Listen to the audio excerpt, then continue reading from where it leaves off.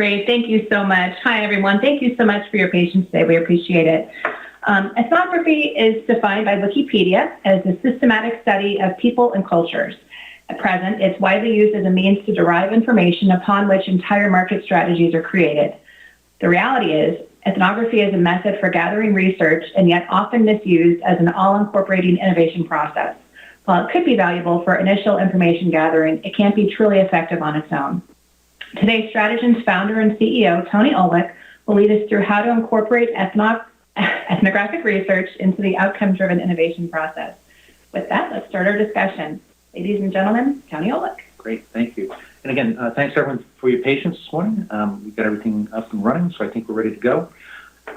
So this webinar is interesting in that we have worked with a lot of CPG type companies over the years, and there's generally been a trend of companies doing more ethnographic research, which is great, and we'll talk about why that's great.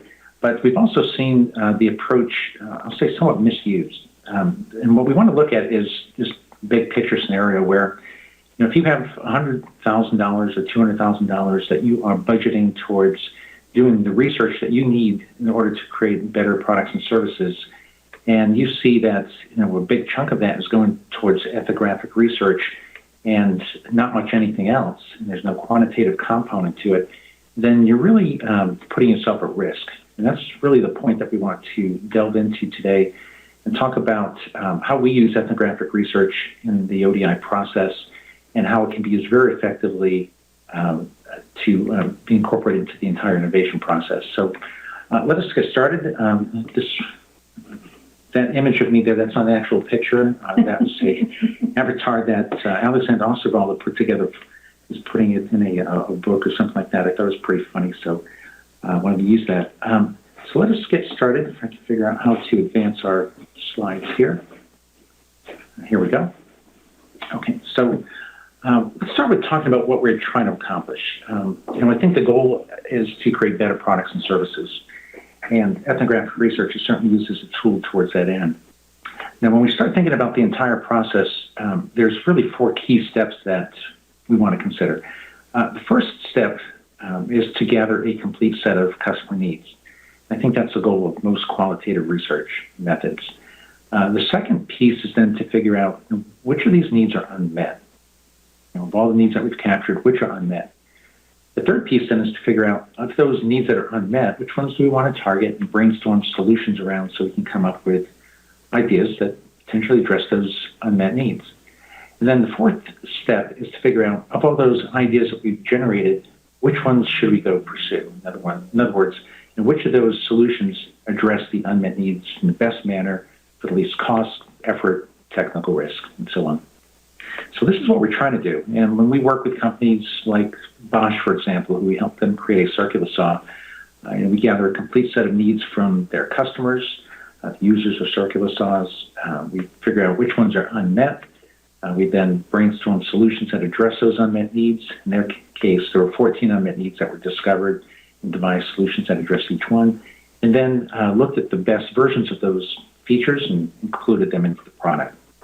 And this is generally the way we like to work. So let's talk next about what ethnography is. And we view this as an innovation process. We view it as a research method, not an innovation process. And we use this at the very front end of the approach.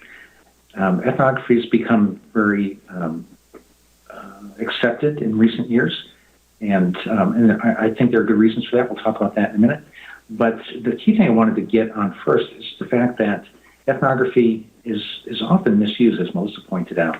And when we say misused, we think it's being misused and being used as the entire innovation process. So it's extending beyond its goal of uncovering customer insights into trying to figure out, of those customer insights, which ones are unmet, and then even from the ethnographic work to figure out what are the solutions that customers want, and then going on to putting the right concepts together. And we've worked with a number of companies in the past year. This is what really spurred this webinar. We've worked with some of the higher end CPG companies And they all follow a pretty similar approach. They do lots of ethnographic work up front. They'll often do dozens of interviews to try to come up with a complete set of needs. And from that, they'll think through which of those needs seem to be the most underserved. And they'll even hear ideas to address those unmet needs in these sessions. Some of those ideas then get raised when they do their ideation sessions. And then they work towards figuring out which of those should they pursue. So what's happening is the ethnographic inputs that they're getting are really being used to drive the entire innovation process, as if the ethnographic work is the only piece of work that's necessary in order to be effective at innovation. And I think that's the point we really take issue with, because doing it that way, we feel, is really selling the organization short. They're spending a good amount of money on trying to figure out what products they should go pursue. And in our view, they're getting shortchanged using that approach. So what I wanted to do is to take you through the scenario of how this is generally working. And let's take the very first step. I think the goal of, and everyone would agree, that the first step of innovation should be to figure out, well, what are the customer's needs? Let's start with that. And then we'll eventually come up with solutions that address them. Now, the interesting thing is ethnography certainly reveals lots of customer inputs. When we review the results of ethnographic work from our clients that they had done, it's often pages, 200, 300, 400 pages of information that describe a complete interaction with a client. It describes the surroundings, it describes the people, what they were wearing, their personalities. It goes into lots of different details about the customer. But what we do find is that it's not giving us the customer needs statements. Just to make the point clear, we've worked with a number of companies that at the end of their ethnographic work, where they've done 30, 40, 50 interviews, they still don't have a complete set of needs. They have lots of information, and they're trying to figure out from all that information, what are the gems, what are the nuggets that we should really consider and focus on. And we've worked with some companies to translate their findings from ethnographic research into a set of actual usable, actionable needs. We'll talk about how we do that a bit later. But I think here's what's the problem with going into ethnographic work without understanding what a need is. And that's part of the problem. The methodology, there's many methodologies, they're silent on what a need is. So what are you actually trying to capture when you go to do ethnographic work? You're training your employees, you're getting them ready to go out into the field, you're sending them to lots of different countries around the world to go observe the customers. What are they supposed to come back with? What is the goal of the research? What kinds of statements are you looking for? What kinds of inputs? And this is often not really explicit in terms of what is expected. And as a result, the employees aren't really sure what inputs to capture. Even trained ethnographers are just gathering a huge variety of pieces of information with no real focus on capturing the actual customer needs statements. And as a result, there's lots of output, of course. There's lots of information that becomes available in these 300-page documents. But the output is really overwhelming, and it's inconclusive. And this is why we've seen the frustration with a number of companies after doing 30, 40, 50, as many as 75 ethnographic interviews, and they still don't have a complete set of customer needs. Of course, that is problematic. Now, from what we see happening here, things do even get a little bit worse. Companies confuse the benefits of ethnography with quantitative research. In other words, they're using ethnography as a substitute to go do quantitative research. And we'll often see companies do 30 interviews, 40, 50, 60 or more. And the goal is to think about this from a quantitative standpoint. That's what they're trying to do. And the goal is to figure out which of these needs are unmet. So from all these interviews, they're hearing things over and over again. If they hear something in each country in 50 different times, then they will make the assumption that that's really a key point of focus and an unmet need in the marketplace. Well, what we've learned is that's really a bad assumption. It's taking this qualitative work and assuming it is going to produce statistically valid quantitative results is is really a mistake in our view. So even though there's many interviews being conducted, it's not quantitative research. There's no quantitative surveys going out. This isn't done in a statistically valid method. And as a result, the determination of unmet needs is really subjective. Now, you can see where this is going, of course, right? If you don't have a clear set of customer needs to begin with, if you're not sure on which are unmet, or figuring out which are unmet is really done through subjective approach, it's really going to be difficult to come up with the right solutions. And there's one other piece in here that we wanted to point out, and that's the idea of qualitative-based personas. Personas are used frequently, as we've seen, and they are attempts to do market segmentations. And they're interesting because they often come through ethnographic work. You can observe different types of people in their environments, and people put personas together. You might have 10 different personas that describe your market, and they're typically demographic based. So, it could be a gentleman in a third world country who's doesn't have a lot of education, who's using a product in a certain way, versus a well-educated woman in the U.S. who's using the product in another way. And it's making the assumption that those two customers are different. In other words, that they have different unmet customer needs. Now, the chances of someone constructing a qualitative-based persona, a set of personas, where those personas are distinct segments of customers with different unmet needs is really 1 in a million. It's just not going to happen. And the risk is awfully great because those personas are then often used as a target for ideation. And so, again, you can see where this is going, right? We're taking qualitative insights and applying them quantitatively, or attempting to focus the attention of the organization on creating customer value. But the foundation for all this is really not well set. There's no clear definition of what a need is. We have tons of information, but we're using it all intrinsically to figure out, or subjectively to figure out which of these needs do we think are unmet? What solutions do we think are best? What segments do we think exist? Without really knowing the answers to any of these key questions.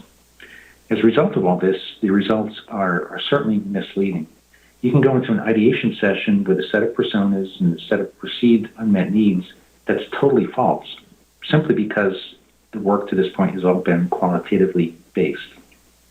Now, of course, this leads to problems downstream as well. So now when we get into ideation, we see scenarios taking place where people are bringing in their ideas that they captured as part of the ethnographic research. And this is not uncommon. Customers will talk about what they think the right solutions are. Those doing the interviews will hear those, they'll write those down.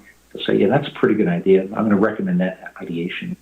So they're literally taking the customers' ideas and introducing them to the brainstorming session without really vetting them to see if they're addressing unmet needs, or how many people have those unmet needs, and would they be valid across a large enough population to make executing that a valuable thing to go do. So that's problematic. The other thing that we often see happening is that there's no clear strategy that the company is pursuing. In other words, based on everything you've learned in the ethnographic research, should you pursue a disruptive innovation strategy? Should you come up with a brand new platform that gets the job done significantly better? Is there a group of people that will pay more to get the job done better?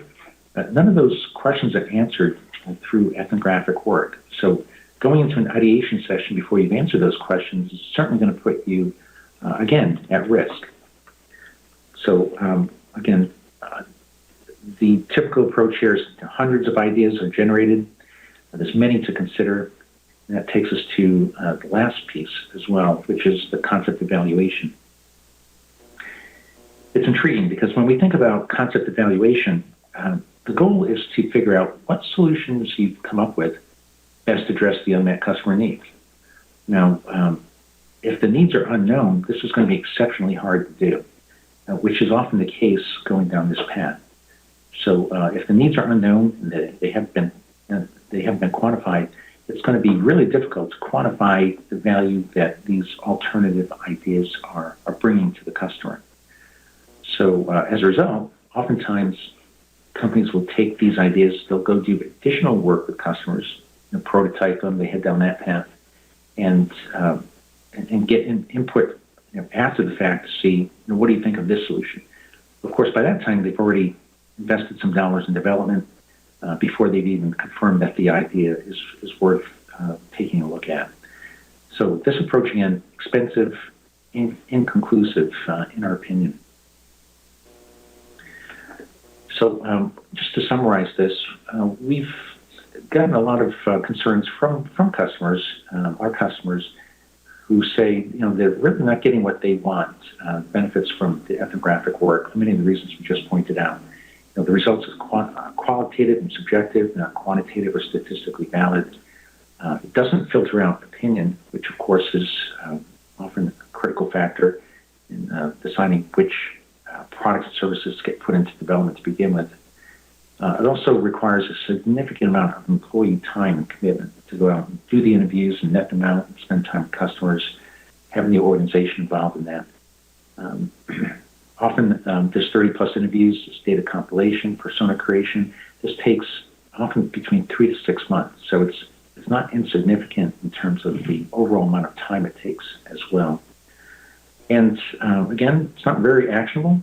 And because it's not actionable, because it's qualitative and subjective, gaining consensus on what to go do is often difficult as well. So these are some of the issues. And on top of this, of course, it's expensive. And this was a point we made from the beginning.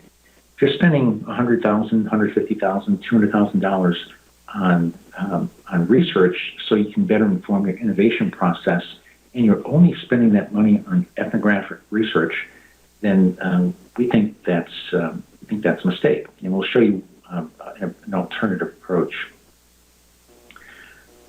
Now, we do believe that ethnographic research has some unique benefits because it does allow the customer, it does allow the company, your organization, to see the job the customer is trying to get done. So we'll get into this in just a few minutes, but I just wanted to pause here for a moment to take some questions from the audience. Melissa, if you have any questions that have been posed? Oh, we do. So the first question is, doesn't ethnography have the same weakness as other methods in that a need isn't defined? Yeah, well, I would say, yes, that's probably correct. In any method, whether it's ethnographic research, anthropological research, observation, focus groups, phone interviews, whatever you want to call it, if you're not sure what a need is and you're not sure what you're looking for, then it's really going to be hard to exit the interview with a set of customer needs. So, yeah, I would say that that's probably true. Okay, great. The next question is, we need help defining what a complete set of needs are. How do you know when the set is complete? Great. Okay, so I'm going to get into that in this next section here. We'll talk about that explicitly. Okay. One more. Are you saying that ethnography is being misused as a quantitative research method? Yeah, that's right. So to be explicit there as well, we think it's an effective qualitative research method, but it's being misused as a quantitative research method. In other words, doing 30, 40, 50 qualitative interviews doesn't substitute for good quantitative research, and that's part of the issue. Okay, great. So let's move on. So let's talk about the benefits that ethnographic research does have. We like using it for one simple reason. It allows us to see the job the customer is trying to get done. So you can actually observe the job that the customer is trying to execute. And this changes everything for us because what we're trying to do, of course, is understand that job in its complete form and create a complete set of customer needs based on what that job is. And so let's talk about that a little bit more.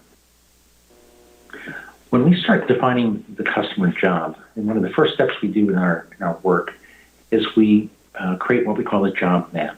And that is to talk to customers, look at, watch customers describe what is the job they're trying to accomplish, lay out all the steps that they're trying to achieve as they go through and complete that job. There's typically planning steps, and they need to locate all the inputs, organize them in such a way that the job can be executed effectively, confirm that everything's set, execute the job, monitor its execution, make modifications if needed, and then conclude. And we put a good piece out back in 2008 in HBR called the Customer-Centered Innovation Map that goes into this in a lot of detail if you'd like to learn more about this. But this is the first step. And when we start thinking about ethnographic research or any type of qualitative research, the first step in our process is to figure out what is this job that the customer is trying to get done and define it in these really broad job step components. The next step is to figure out what a need is and to capture a complete set of needs. One way we know we're going to capture a complete set of needs is because we're going to focus on all the needs related to this job that we've defined. Now, the interesting thing is, you've got lots of sources of these customer need statements. They can come from ethnographic work, of course, but they can come from social media. They could come from sales meetings. You're getting thousands of inputs all the time from customers, but they're not usually in a format that's necessary for to be effective in innovation. The inputs come in, and companies will call them the customer's needs, the must-haves, the delighters, features, the latent needs, the specifications, as if all these inputs are valuable inputs into the innovation process. And what we've learned, of course, is that these inputs need to be useful across the organization. Customer needs are important because marketing is using them to help define the value proposition, to help position products and services, to help guide the marketing communications. The sales team needs them so they can better sell products and services aimed at specific customers and customize products around their unmet needs. The development team needs these inputs so they can figure out what unmet needs exist with the current product set and what features they should add to create more value for customers in the future. So customer needs obviously are important to every part of the organization. And when you start thinking about the purpose of a customer need and the characteristics that a customer need must have, this is where we spent the last 2 decades, just figuring out the answer to this question. And what characteristics should the perfect customer needs statement have? And this is really the basis for our outcome-driven innovation. What we've determined is that as people buy products and services to get a job done, and use products and services to get a job done, they use a set of metrics that describe how they measure value. And these measures of value are what we consider the customer's needs.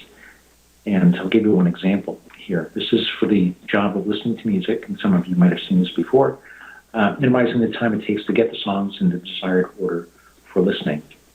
This statement has a direction of improvement, metric that we can measure and control and test different ideas against this metric and an outcome to see which ideas are getting this outcome and essentially the job done best.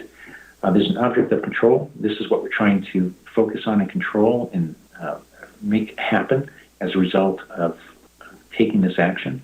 And the contextual clarifier provides context around which part of the job we're trying to achieve this particular goal.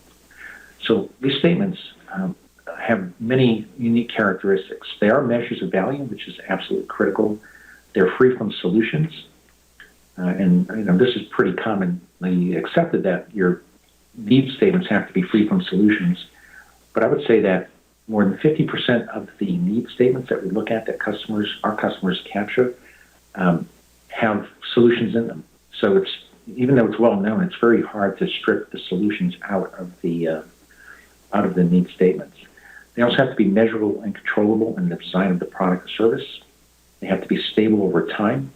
They're the constant in the equation, if you will, as you're trying to come up with solutions that address unmet needs. And all these factors come into consideration. We talked about this in articles such as the one listed here, Giving Customers a Fair Hearing, MIT Sloan back in 2008. Again, if you want some additional reading. But I think this is really what makes the difference. And we've spent 2 decades trying to figure out what is the perfect need. And we've worked with companies like Microsoft, for example, in the early 2000s, completing about 40 different projects for them. And we've worked with their corporate marketing group. And we tested a variety of statements. Every time we put a survey out, we'd have the actual survey, and then we'd have the experimental survey. And we would test different variations of these outcome statements and use different words. Instead of minimize, maybe we try decrease or reduce or prevent or eliminate and see what impact does that have on how customers rate the importance and satisfaction of outcomes. And what about time as a metric as opposed to steps or effort or other things that you might want to consider important? Or the object of control with the contextual clarifier versus an object of control without a contextual clarifier. What do all these variations do to the value of these statements? Well, through lots of experimentation, we figured out that this is, in our view, the perfect need statement. We perfected them since then. This article came out back in 2008, so obviously we've made more improvements as well. But this is what guides our outcome-driven innovation process. We call them desired outcome statements. And this should be the goal of the research methods, whether it's ethnographic work or one-on-one interviews, Skype interviews, phone interviews, whatever they are. If you know what kind of input you're trying to capture, of course, the chance of capturing those inputs goes up quite dramatically. And the ultimate goal here is to capture a complete set. How do we know we have a complete set? Well, we've defined the job, so we're going to stay within that boundary from beginning to end. And we know that customers' needs generally fall into one of three categories. First off, there are functional metrics that people use to measure the value of using the product. So they often come from the user, the person who's actually using the product to get the job done. There's often then also financial metrics that are used when making the purchase decision. These metrics often come from the buyer. So we want to understand the financial metrics that customers are using when they're buying products and services. And the third are what we call consumption metrics. These come from people that are involved in the customer life cycle. So a product might have to be installed, set up, monitored, maintained, upgraded, and so on. So understanding the metrics that people are using to measure success and getting these consumption chain jobs done is also critical. So when we've captured the outcomes that relate to the actual function and use of the product, the purchase of the product, and the product's life cycle, then we know we have a pretty complete set of customer needs from a good view of the market. Now, the goal of all of this is to create this model that you see here on the left, where we have all these different outcomes, often 100 or more for a given market. And we're trying to build this model that allows us to evaluate different technologies against these metrics. And I'll bring this up again when we think about concept testing. Right? If we know what all these outcomes are, then we can evaluate these technologies or solutions against these metrics to see which one's getting the job done best. Now, what we don't know here is which of these needs are unmet, which of course is part of the problem with ethnographic work or not doing quantitative work. So we're going to incorporate a quantitative piece into this puzzle here in just a few minutes. Now, what I want to do is just to point out what is the goal of all this. And we often are asked this very question. What are we trying to create? And what's the tiering of this? Because it's very nested. And just to get the nomenclature straight, at the highest level, we're trying to help people get a job done. So we need to know what that job is. Is it music enthusiasts listening to music? Is it parents trying to pass on life lessons to children? Is it a surgeon trying to remove a gallbladder? And obviously there are tens of thousands of different jobs that people are trying to get done. And for every one of those jobs, it can be broken down into those job steps where there's planning phases and so on. And so we bucket all those different steps in terms of what the customer is trying to do, and we get them in a logical order, the order in which they should be getting done in order to avoid inefficiency and iteration. And then for every one of those steps, we discover the metrics people are using to measure success in getting the job done. And the way we get at those metrics is we ask very specific questions about each step in the job to figure out what is time consuming about the job, what makes it unpredictable, what makes it inefficient. Because the only way to get the job done better is to get it done faster, more predictably, and with higher output and throughput. So all our outcome statements relate to one of those three categories of needs. So this allows us to get a complete set of outcomes for a given job. This is how we structure it. Then the next step, of course, is to figure out of all those different outcomes, which ones are unmet in different segments of the population. So there's segments of customers that have different unmet needs. And this is the goal.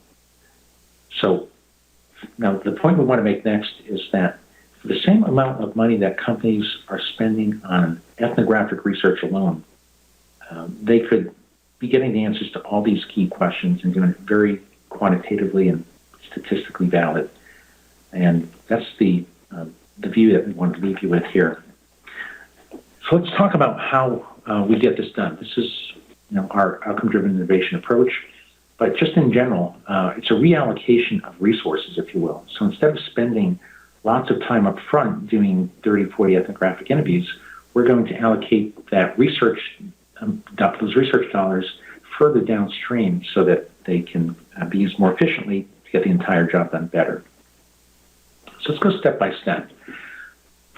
When we typically apply this approach, we interview customers, your customers, in advance of even a project kickoff, where we start thinking through what is the job the customer is trying to get done, and what does the job map look like.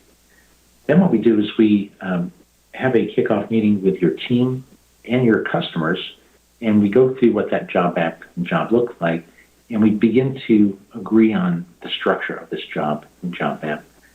And it's often extremely informative. We've worked with some companies, for example, one makes herbicides and pesticides, and they were really convinced that their customers are buying the products to kill weeds. But we go to the growers and we found out that that's not the job at all. The grower is trying to grow crops. They don't want to have to kill weeds. It's just one solution that is being used as a means to help them grow crops better. But this happens all the time. And getting the job defined correctly through the eyes of the customer is certainly a critical first step. So doing that with the customer present before you do any ethnographic interviews is often a great starting point. So with that insight and spending a day with customers, talking with them, creating a job map, getting an initial set of desired outcome statements, now you have a starting point to go out and do some ethnographic interviews. So often once we've got the structure laid out, that's when we begin our ethnographic research. Well, we'll spend time with customers. We'll take them through and let them take us through their entire job that they're trying to get done. We know the structure, so now we can start asking very specific questions about each step in the job. We know what's critically important for us to focus on, so we're getting a complete set of outcome statements for every step in the job. We typically only conduct 3 to 5 ethnographic interviews. And that may sound like a lot fewer than 30, and it certainly is. The question is, can you capture a complete set of customer needs statements with 3 to 5 ethnographic interviews? And the answer is, oftentimes, yes, you can, but not always. And this is why we also add on some additional phone interviews or Skype interviews after the ethnographic research, just to keep filling in details. So if you need to do 3 or 5 or even up to 10 more phone interviews, you can talk to customers, show them the job map that you've created, show them the set of outcomes that you've uncovered, and keep fine-tuning this model until the model is complete. And this is usually done very efficiently, even internationally, where you can introduce the job map and outcome statements to people around the world and get worldwide inputs. This is far less expensive than doing ethnographic research in a variety of different countries. And the goal of this step, again, is just to uncover what are the needs, right? The next step is going to figure out which of these needs are unmet. So again, using this approach, we've now captured a complete set of needs. We can validate that with the customers and your team to make sure that everyone's in agreement that that is a complete set of needs, and we walk off to step 2 in the process.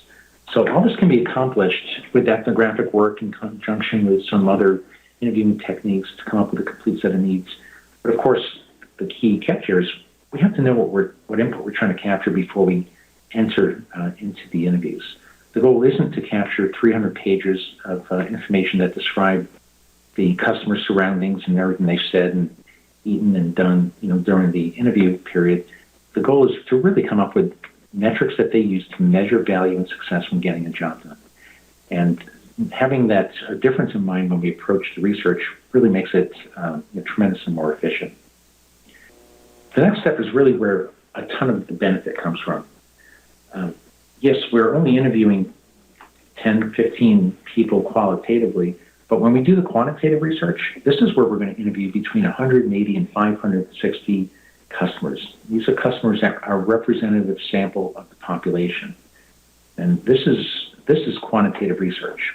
What we're trying to do here is to figure out which of those 100 plus needs that we captured in step one are unmet. And in order to do that, we need to ask that question to a fairly large population of customers. So we want to do this in a statistically valid method using methods that are approved for this purpose. And by doing 180 to 560, and sometimes more, interviews, we're able to draw some very valid conclusions about our customers in the marketplace. And one of the things we're able to do is to replace personas with actual customer segments. We've always found this extremely interesting and highly valuable. This is something we've really worked on over the last 5 years, and that's to create what we call outcome-based segments. This concept is very simple. There are different segments of customers with unique unmet needs. So what we want to do is to segment the market around the unmet needs. So we put these 180 to 560 surveys out to people. We ask them to rate the importance of each of these 100 plus outcomes and this current level of satisfaction using the solutions they use today. And now we know, given the solutions they're using today, which outcomes are important and not well satisfied. Well, we can look at this across the population, across users of different types of products, so we can look at competitive situations and competitive data and figure out, through segmentation techniques then, cluster analysis, factor analysis, are there groups of people that have different unmet needs? Of course, this is extraordinarily informative. When we did the work for Bosch to help them create their CS20 circular saw, we interviewed 270 different circular saw users. We had a set of about 100 different outcome statements, and we asked them to rate the importance and satisfaction of each. When we got the data back, we looked across the broad market. In other words, we looked at the 270 interviewees and determined that, on average, there are no unmet needs. So you could look at that and go, wow, okay, this is a commodity market, no more work to be done here. But what we then did is we segmented the market around the unmet needs. And we found, for example, that there were some people that rated outcomes number 1, 10, 20, and 30 really important and poorly satisfied, while there were other segments that rated outcomes 5, 15, 25, and 35 to be important and unsatisfied. In other words, there's just segments of customers that had different unmet needs. And we discovered one of those segments to be a group of people that had to make more finish cuts. They were more like finish carpenters. They had to change the angle of the blades more frequently. They had to change the height of the blades more frequently. And as a result, they had unmet needs that nobody else in the market had. So by discovering those 14 unmet needs, which we took into the brainstorming session with the Bosch engineers, we had them focused on a very specific segment of customers with a dozen or 14 unmet needs. Now, the reason I like telling that story is because it shows that in many markets, you need a great level of precision to figure out exactly what the segments are to get that right and to understand what unmet needs exist in that segment that you're targeting. And the approach that we're suggesting here offers that level of precision. So the results of this approach, highly accurate, unmet outcomes are discovered, and now we can move on to our next section here, which is then to brainstorm some solutions. Now, if you know that there's overserved segments and underserved segments, you can now determine if you need a disruptive innovation strategy, or if you need a brand new platform, or if you can just improve the current platform by adding a few features if there's a segment of customers that are pretty satisfied with the solutions that exist today. All that becomes extremely informative when you're trying to lay out a product strategy and a product portfolio strategy for a given market. So with that insight, now we know all the unmet needs to address in a given segment. We don't have to come up with hundreds of different ideas to see which ones will be best. we already know exactly what unmet needs we're trying to satisfy. So what we need to do is focus the team on coming up with a solution that will address those unmet needs that are discovered in the segment. And I love telling a story just to continue with the Bosch example. Once we presented the Bosch team, it took 2 or 3 months to get all this information, but once we presented them with the segment of customers that had those 14 unmet needs, it took them just 3 hours to come up with the solutions that address those unmet needs. Now, what they said is that, well, we've had ideas along those lines before, but the problem is we've had ideas along thousands of different lines before. In other words, we have an inventory of tens of thousands of ideas. We just didn't know which 14 would really matter in this marketplace. And this is really the goal of innovation, is to figure out, how can we use today's technologies, ideas, solutions in the best way to address unmet customer needs. And finding that match is the goal. What we often find is that companies aren't lacking ideas. They have lots of ideas. They often say they have too many ideas. They're just trying to figure out which ones really matter most. And by doing the quantitative work up front and discovering those segments that are underserved, the unmet needs that are underserved in that segment, it really focuses an organization on creating products and services that get the job done better. And the last piece here relates to concept evaluation. I always find this extraordinarily interesting where you come up with a concept, now you have to take it out to customers to see if they'll like it. Why is that, right? And the reason you're doing that is because you don't know they'll like it, because you didn't define the solution based on their unmet needs. So now you have to go out and say, did I define the solution based on your unmet needs? If yes, great, we can proceed. If no, let's go back and iterate. Let's go back and pivot. Let's go back and fail fast and try to come up with the idea that really is addressing the unmet needs. Now, the beauty of this approach in setting up this model, once you have all these metrics, you've created a model to evaluate different concepts. So you will know before the customers know that this product is going to get the job done better and how much better it's going to get the job done, which is our approach when we do concept evaluation. And again, this is concept evaluation, so it's not design evaluation. This isn't taking the design and say, is it usable? How's the interface work?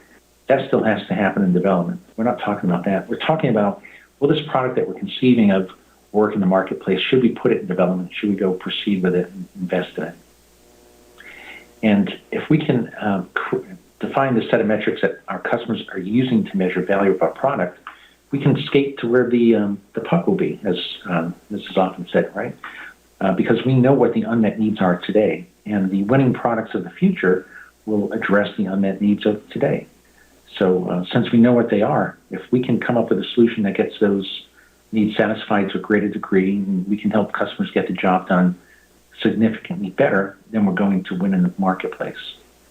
And what is significantly better? Well, what we've also discovered is that customers aren't going to switch from a favorite brand or a product to get the job done 1 or 2 or 3% better.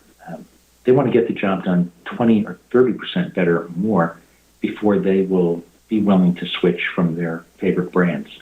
So the goal is to come up with solutions that do exactly that. And if you know what all the needs are, which ones are unmet, and if you can address all 14 unmet needs like Bosch did with their circular saw, then you have a winning product in the marketplace, which they did. They released that saw back in 2005. It's still, 10 years later, one of their best-selling circular saws. So this is the approach. And again, at a very high level, what we're doing is we're reallocating research dollars so that you're getting the best bang for your buck, if you will, as you're trying to proceed through your innovation process. What we're suggesting is don't do 30, 40, 50, 60 ethnographic interviews and spend $150,000 to $200,000 doing that, because it's fraught with risk. You're not really addressing the issues that need to be addressed to be effective at innovation.